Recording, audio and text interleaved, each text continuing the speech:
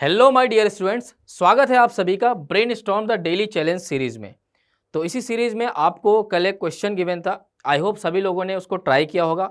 काफ़ी लोगों से उसको सॉल्यूशन बना भी होगा और काफ़ी लोगों से उसका सॉल्यूशन नहीं भी बना होगा। ठीक है, तो आज हम उसी का सॉल्यूशन डिस्कस करेंगे। तो आइए देखते हैं वो क्वेश्चन क्या था। वो क्वेश्चन है हमारे पास, a heavy particle is attached to one end of a light string of length L whose other end is fixed at point O. The particle is projected horizontally with a velocity v0 from its lowest position A. When the angular displacement of the string is more than 90 degrees, the particle leaves the circular path at P. बहुत ही important point है यहाँ पे। The string again becomes taut at C such that BOC are collinear. Then we have to find out the v0 in terms of L and G. v0 की value हमको L और G के terms में find out करनी है। देखो यहाँ पे सिचुएशन किस प्रकार है। यहाँ पे एक स्ट्रिंग है, लाइट स्ट्रिंग, इससे एक हैवी पार्टिकल को अटैच किया गया है। पॉइंट ए पे है इनिशियल सिचुएशन में वो, और स्ट्रिंग को पॉइंट ओ पे इस तरह से फिक्स कर दिया गया है। ठीक है, पॉइंट ए पे जब पार्टिकल है तो उसको हॉरिजॉन्टल डायरेक्शन में हमने वेलोसिटी दे दी। ठीक है, जब एंगुलर डिस्प्लेसमेंट 90 डिग्री से ज़्यादा हो जाता है तो पार्टिकल की पोजीशन कुछ बी होगी यहाँ पे। ठीक है, क्योंकि 90 डिग्री डिस्प्लेसमेंट तक पार्टिकल यहीं तक आ पाएगा। मोर देन 90 सपोज मान लेते हैं, पार्टिकल कहाँ पहुँच जाता है, पॉइंट बी पे पहुँच जाता है। ठीक है, इसके बाद में बोला हुआ है हमसे कि पॉइंट बी पे पहुंचते ही पार्टिकल जो है वो कॉन्टैक्ट को particle leaves the circular path. Particle जो है यहाँ पे सर्कुलर पाथ को छोड़ देता है और फिर वापस से पॉइंट सी पे आके स्ट्रिंग टॉट हो जाती है, वापस से वो सर्कुलर मोशन परफॉर्म करने लगता है। इसका मतलब यह हुआ कि जैसे ही पार्टिकल पॉइंट बी पे पहुंचता है, स्ट्रिंग में जो टेंशन है उसकी वैल्यू क्या हो जाती है, आपकी 0 हो जाती है। ठीक है, तो आइए देखते हैं इसको किस तरह से हम अप्रोच करेंगे। तो इनिशियली जब पार्टिकल जो है पॉइंट ए पे था, तो इस पे अगर लगने वाले हम फोर्सेस की बात करें तो यहाँ पे जो mg होगा वो डाउनवर्ड डायरेक्शन में एक्ट करेगा और जो टेंशन होगा वो इस तरह से अपवर्ड डायरेक्शन में लगेगा। ठीक है, मान लेते हैं जब पार्टिकल पॉइंट बी पे पहुँच जाता है तो उसकी वेलोसिटी कुछ v हो जाती है।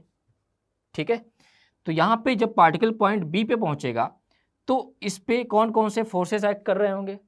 एक तो हमारा टेंशन आ जाएगा इस तरह से, और एक mg जो है वो अभी भी डाउनवर्ड डायरेक्शन में ही ऐड करेगा।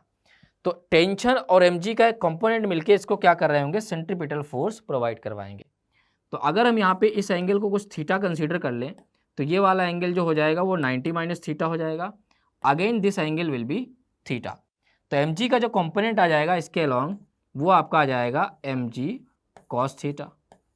ठीक है, तो यहाँ से अपन क्या लिख सकते हैं, यहाँ से अपन लिख सकते हैं एट पॉइंट बी की अगर हम बात करें तो एट पॉइंट बी की अगर हम बात करेंगे यहाँ पे तो हम लिख सकते हैं t plus m g cos theta will be equals to m v square by L.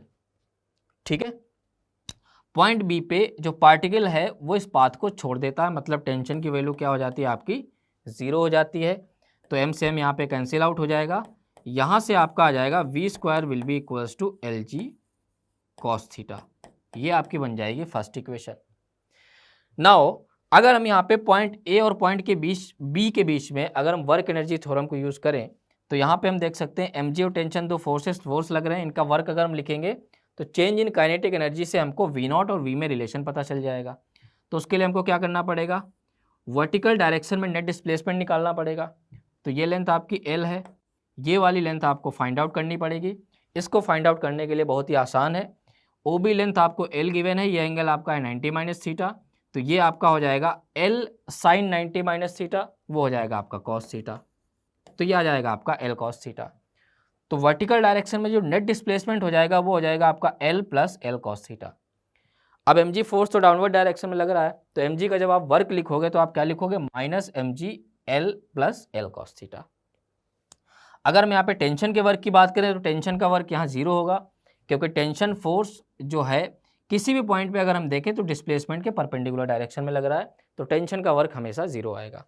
तो यहाँ पे जब हम वर्क एनर्जी इक्वेशन से लिखेंगे तो हम लिखेंगे minus m g into l plus l cos theta will be equals to change in kinetic energy, that is half m v square minus half m v naught square. ठीक है, अब देखो यहाँ पे एम से एम तो cancel out हो रहा है, 2 को आप इधर लाओगे तो ये हो जाएगा आपका -2, एल कॉमन ले लोगे तो ये आ जाएगा एल बाहर, अंदर बचेगा आपका 1 प्लस कॉस थीटा, इसको आप सॉल्व कर लो तो ये आ जाएगा आपका v square minus v naught square. इसको फर्दर आप सिंप्लीफाइड फॉर्म में लिखोगे तो आप लिख सकते हो यहाँ पे v naught square will be equals to v square plus 2gl into 1 plus cos theta. अब देखो वी स्क्वायर की वैल्यू हम यहाँ पे फाइंड आउट कर चुके हैं already, that is l g cos theta. तो यहाँ पे वी स्क्वायर की वैल्यू आप एल जी कॉस थीटा रख दो तो ये हो जाएगा आपका v naught square will be equals to L g cos theta plus 2gl plus 2gl cos theta. तो यहाँ पे 2gl cos theta plus gl cos theta हो जाएगा आपका 3gl cos theta plus 2gl। तो यहाँ से जो वी नॉट स्क्वायर की वैल्यू आ जाएगी that will be equals to, अगर आप gl को कॉमन ले लोगे तो यहाँ पे क्या लिखोगे आप 2 प्लस 3gl कॉस थीटा, तो हो जाएगा आपका ये 3 कॉस थीटा। तो यहाँ से आपकी जो वी नॉट की वैल्यू आ जाएगी वो इस तरह से आ जाएगी gl into 2 plus 3 cos theta. अब देखो वी नॉट की वैल्यू हमको निकालनी थी एल और जी के टर्म्स में, तो यहाँ पे gl तो हमारा आ गया है। अब यहाँ पे अगर हम देखें तो हमारे पास यहाँ पे कॉस थीटा का भी टर्म आ रहा है, मतलब थीटा अभी हमको फाइंड आउट करना पड़ेगा, थीटा अभी भी हमारा यहाँ पे अननोन है।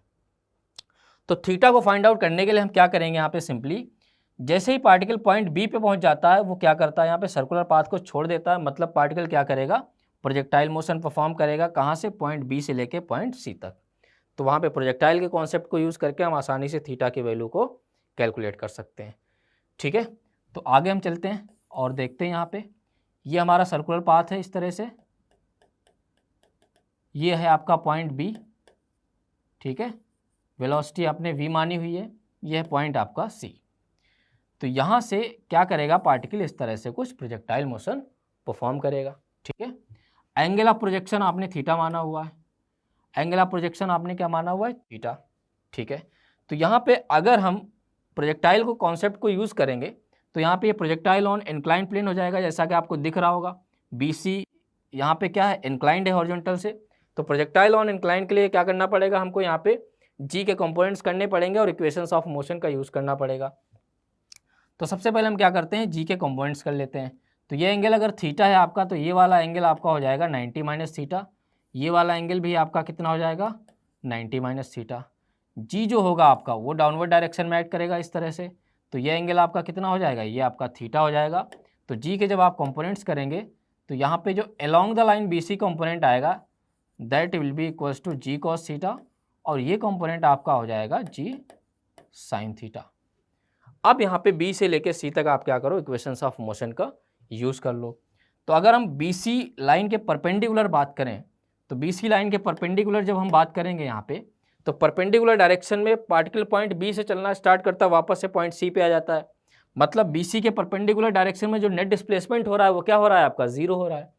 तो s equals to u t plus half a t square से हम लिख सकते हैं zero will be equals to initial velocity है आपकी v, टाइम मान लेते हैं t लगता है, plus half a t square लिखेंगे तो जी साइन थीटा यहाँ पे डाउनवर्ड डायरेक्शन में है, तो ये हो जाएगा आपका minus half g sine theta into t square. ठीक है, यहाँ तक क्लियर होगा आपको। अब देखो यहाँ पे t से t तो कैंसिल आउट हो जाता है, t से t तो यहाँ से कैंसिल आउट हो गया, तो t यहाँ से कितना आ जाएगा आपका, वो आ जाएगा आपका 2v by g sine theta. Time तो हमारा आ गया 2v by g sine theta. अब यहाँ पे अगर हम BC को देखें तो जब पार्टिकल पॉइंट B से लेके पॉइंट C तक आया तो उसने BC के अलोंग कितना डिस्प्लेसमेंट किया, ये पॉइंट है आपका O से लेके B तक लेंथ आपकी L है और O से लेके C तक भी लेंथ आपकी L है। तो B से C तक आने में जो उसका अलोंग द लाइन BC जो डिस्प्लेसमेंट हुआ वो हो गया आपका 2L का, और इसको हम लिखेंगे ut plus half a t square. तो initial velocity along the line BC आपकी 0 है, plus half a t square, तो plus half g cos theta into t square. T की वैल्यू यहाँ से आप रख दो 2v by g sine theta, इसका आप कर दो स्क्वायर। अब इसको आप सॉल्व करो, तो इसको जब आप सॉल्व करोगे तो यहाँ से आ जाएगा आपका 4l will be equals to g cos theta into 4v square divide by g square sine square theta, ये आ जाएगा आपका। अब देखो 4 से 4 यहाँ पे कैंसिल आउट हो रहा है, जी से जी आपका जा रहा है, और यहाँ पे वी स्क्वायर का टर्म आ रहा है। तो याद करो वी स्क्वायर की वैल्यू अभी हमने फाइंड आउट की हुई है एल जी कॉस थीटा, तो यहाँ पे उसको हम पुट कर देंगे तो यह आ जाएगा आपका l will be equals to cos theta into l g cos theta divide by g sine square theta. ये आ गया आपका। एल से एल कैंसिल आउट हुआ, जी से जी कैंसिल आउट हुआ, ऊपर बचा आपका cos theta into cos theta that is cos square theta divide by sine square theta, तो बन जाएगा आपका कॉट स्क्वायर थीटा। तो ये हो जाएगा आपका cot square theta will be equals to 1। अगर कॉट स्क्वायर थीटा 1 आ रहा है आपका, तो आप बोल सकते हो कि कॉट थीटा की वैल्यू जो आएगी वो आएगी आपकी +-1। अब यहाँ पे कॉट थीटा की वैल्यू अगर +-1 आ रही है, तो थीटा की यहाँ पे दो वैल्यूज आएंगी, एक तो आएगी 45 डिग्री, दूसरी आएगी 90 + 45 यानी कि 135 डिग्री। अब देखो यहाँ पे एंगल जो थीटा है वो हमारा क्या है, एक्यूट एंगल है। तो अगर थीटा एक्यूट है तो यहाँ पे कॉट थीटा की केवल पॉजिटिव वैल्यू हम कंसीडर करेंगे, तो थीटा जो हो जाएगा हमारा यहाँ से वो केवल 45 डिग्रीज आ जाएगा। तो थीटा आपका कितना आ गया, 45 डिग्रीज। अब थीटा आ गया, अब वी नॉट की वैल्यू आप आसानी से फाइंड आउट कर सकते हो। तो वी नॉट स्क्वायर आपका कितना आया था, वो आया था आपका L G into 2 + 3 cos theta. Theta अपना कितना निकाला यहाँ पे 45 डिग्रीज, तो आ जाएगा cos 45 दैट इज 1/√2। इसको आपको सिंप्लीफाई करना है, आपका वी नॉट यहाँ पे आ जाएगा।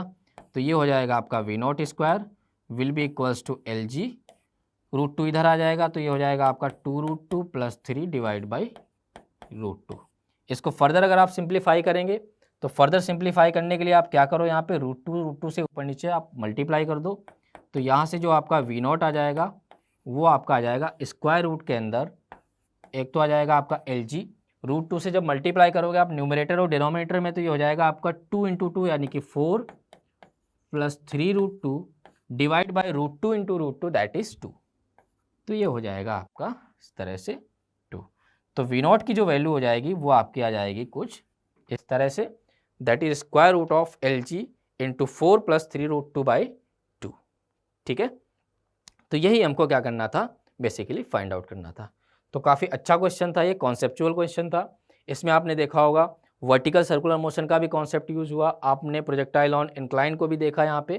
तो काफ़ी अच्छा क्वेश्चन है ये जेईई एडवांस के पॉइंट ऑफ व्यू से। ठीक है, तो अब अगला क्वेश्चन आपकी स्क्रीन पे आने वाला है। अगला जो ब्रेनस्टॉर्म क्वेश्चन होगा उसको आपको घर पे ट्राई करना है, उसका जो सोल्यूशन है वो आपका कल डिस्कस किया जाएगा। Thank you so much.